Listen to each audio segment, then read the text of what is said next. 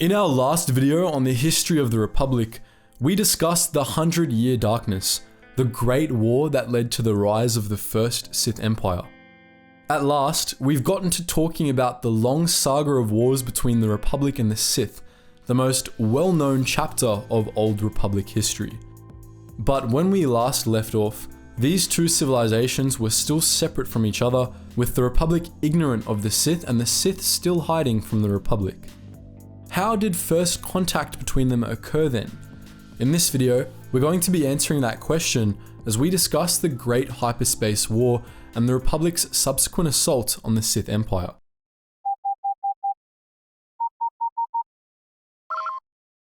Attention, Sergeant on deck! When we last left off, the 100-Year Darkness had just ended in 6900 BBY, and 12 exiled Dark Jedi had landed on Korriban and become the first Lords of the Sith. They claimed Ziost, the icy adopted homeworld of the Sith species, as their capital, and founded the First Sith Empire.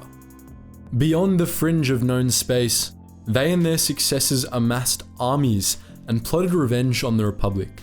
But the Republic wasn't really concerned with the Sith. Indeed, it didn't even know they existed. It was more worried about the Mandalorians.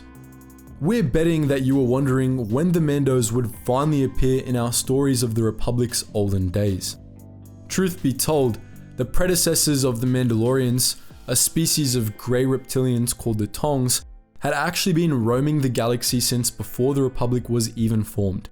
But they didn't become relevant to the galaxy until, in 7000 BBY, a Tong named Mandalore led his people to a new planet out beyond the northern fringe of the Republic, a jungle world that they claimed and named Mandalore after their leader. The Tong followers of Mandalore I, as he came to be known, were the first Mandalorians. In those early days, they defeated the fearsome Mandalorian giants, the Geetsly, the remote human colonies on Gargon and Concord Dawn, the Fenelar and the Tlon. As they went, they began to adapt alien technologies and strategies into their war-making, appropriating Fenelar ships, Geetsly blades, and even recovered Republic rocket packs. The Mandalorians also fought a few small wars on frontier colonies, including the Pathfinder Fury of 5451 BBY and the Nakat incursions of the 5130s BBY. This all but completely stymied the Republic's northward expansion, though as of 5000 years before the Battle of Yavin, the Mandalorians' crusades had yet to result in anything serious. Additionally, while northward expansion was stalled by Mandalorian raiders, southward expansion opened up for the Republic. In around 5500 BBY, two new hyperspace mega routes were blazed, the Rimmer Trade Route and the Corellian Trade Spine. Between them, new avenues for colonization sprung up, and the Republic once more began to prosper. In 5000 BBY, the Republic's newfound age of prosperity was crowned off by something entirely unexpected: the unification of the Koros system. The 7 worlds of the Koros system in the deep core were among humanity's first colonies, yet they had remained separate for 17,000 years.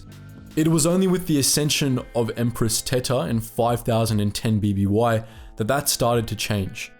Teta launched what she called the Reunification Wars, an attempt to bring the whole Koros system under her rule. The war lasted for 10 years, but with the help of Jedi Odan Teta emerged victorious, ushering in newfound prosperity for the system. Not everyone in the Koros system felt the benefits of this prosperity, however. The young hyperspace scouts, Gav and Jory Daragon, for example, were almost out of both money and luck. They had lost their parents in the Battle of Kirek, the last clash of Teta's wars. They were in debt for repairs on their ship, the Starbreaker 12, and to make matters worse, their most recently discovered route, which passed over the red giant Primus Golud, was unstable. A local crime lord had lost a fortune to the red giant and wanted the Daragon twins dead over it. With their lives at risk, owning nothing but their ship and the clothes on their backs, Gav and Jory took to the stars once more. Charting their course at random, they ventured far out into the unknown. With their random jump, they found the most improbable route in the history of the galaxy, the Daragon Trail, a straight shot from Koros to Korriban. In doing so, they also found the Sith Empire. The Sith were in a rather tumultuous state at the time. For over a century, the Empire had been ruled by the Dark Lord Marka Ragnos, who ushered in the golden age of the Sith. But shortly before the Daragon's foray into the unknown, Ragnos had died and he had left no clear successor. Moreover, in his last decades, the Sith Empire had become stagnant. Some of the Sith Lords, led by Ludo Kresh, were perfectly fine with this. Others, like Naga Sadow, dreamed of conquest. However, the dreams of this latter group were repeatedly frustrated by the Stygian caldera, a shroud of nebulae and interstellar gases that cut Sith space off from the rest of the galaxy. They had no way to get beyond it, to find new targets to conquer, until the Daragons arrived. The Daragons' arrival came right in the middle of a battle between Ludo Kresh and Naga Sadow, Ragnos' prospective successors. They called off their duel as soon as the two scouts stepped out of their ship, ordering their Massassi warriors to seize them. The Daragons were taken to Ziost, where a fiery debate began between the Sith Lords. Ludo Kresh believed that the new arrivals should be immediately executed, fearing they were the precursor to a Republic strike force. But Naga Sadow instead argued that they should be released and allowed to lead the Sith back to the Republic. Where Kresh saw the Republic as a potential threat, Sadow saw it as a target ripe for conquest. Sadow eventually won the other Sith Lords over, becoming Dark Lord of the Sith over Kresh's objections. He consolidated his power by seemingly wiping out Kresh and his forces in a battle over Kar Delba, during which he allowed Jory Daragon to escape in the Starbreaker 12. But this was a trick. He had planted a tracking device on the ship, hoping Jory would lead him to the Republic. Naturally, she did exactly that, fleeing back to Koros Major to warn Empress Teta of the coming invasion. Teta and Odan her Jedi advisor, heeded these warnings, but the Senate on Coruscant didn't, and so the Republic was unprepared when the invasion came. Just as Jory had predicted, a vast armada of Sith warships tore down the Daragon Trail and launched a colossal assault against the worlds of the Koros system, the start of the Great Hyperspace War. And that wasn't all. This invasion fleet was being led by none other than Gav Daragon. As he had mustered his forces back on Kashyyyk, Naga Sadow had continued to introduce Gav to the ways of the Sith, manipulating him and blaming his family's woes on the failures of the Republic. Detecting that the young man was force sensitive, Sadow planned to make him an apprentice and tasked him with leading the invasion of his own homeworld. At first, the Sith assault on the Koros system was a massive success. Gav's ships easily dispatched Empress Teta's battle-weary fleet, and hordes of Massassi warriors were making good progress on all 7 worlds. Content that Koros was secure, Naga Sadow then ordered his fleets to begin assaults on the rest of the Republic as well.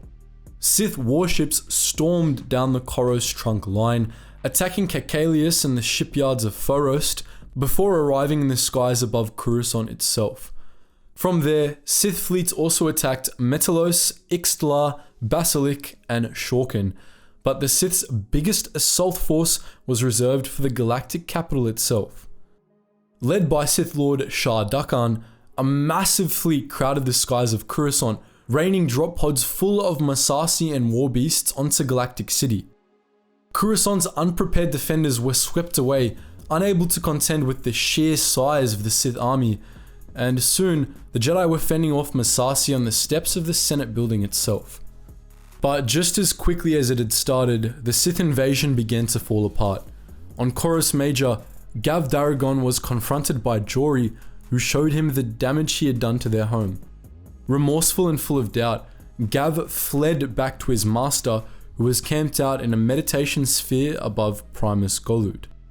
Gav fired on the meditation sphere, breaking Sadow's focus. In the process, he revealed a crucial weakness of the Sith Armada. most of it didn't exist.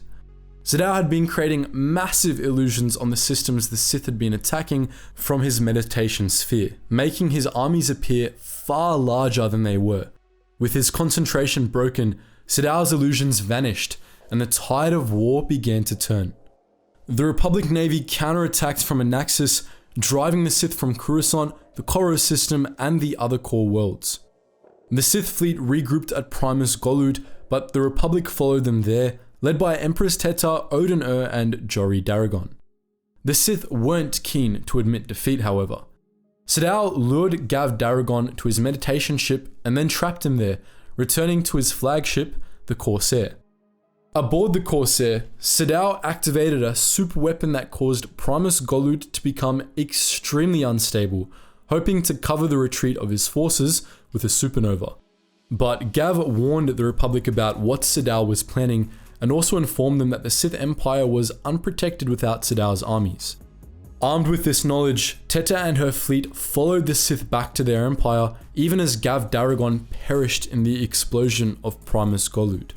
Sadao and the remnants of his forces limped back to Korriban, where they found Ludo Kresh and a hostile fleet waiting for them. Sadao's rival had survived the trap that had been set for him and had usurped control of the Sith Empire and its remaining fleets. A battle erupted between the two Dark Lords, destroying the rest of the Sith Empire's strength.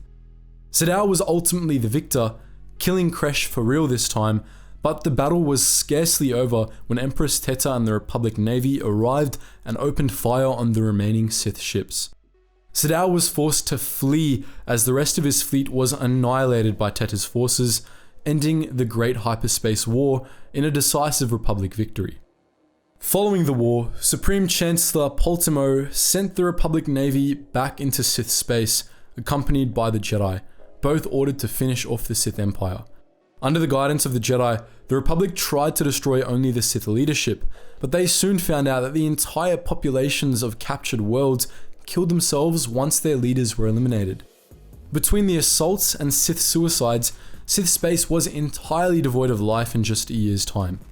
That wasn't the last the galaxy saw of the Sith, however. Survivors regrouped on the remote worlds Thul, Vjun, and Tund. A sizable part of the Empire's population regrouped under the Sith Lord Darth Vitiate and fled to the Galactic Rim. Naga Sadao, meanwhile, led his ship of Massassi warriors to Yavin 4, a remote jungle moon. There, they began the work of building a new empire in exile, constructing massive temples to hide their terrible weapons. The Republic wouldn't learn of their little redoubt for another 1,000 years. But that's a story for next week, when we release the next episode in our series on the history of the Republic. But what do you think? Would you like to see a video on the full history of the old Sith Empire? Let us know all that and more in the comment section below. And as always guys, thank you so much for watching, and I hope to see you in the next video.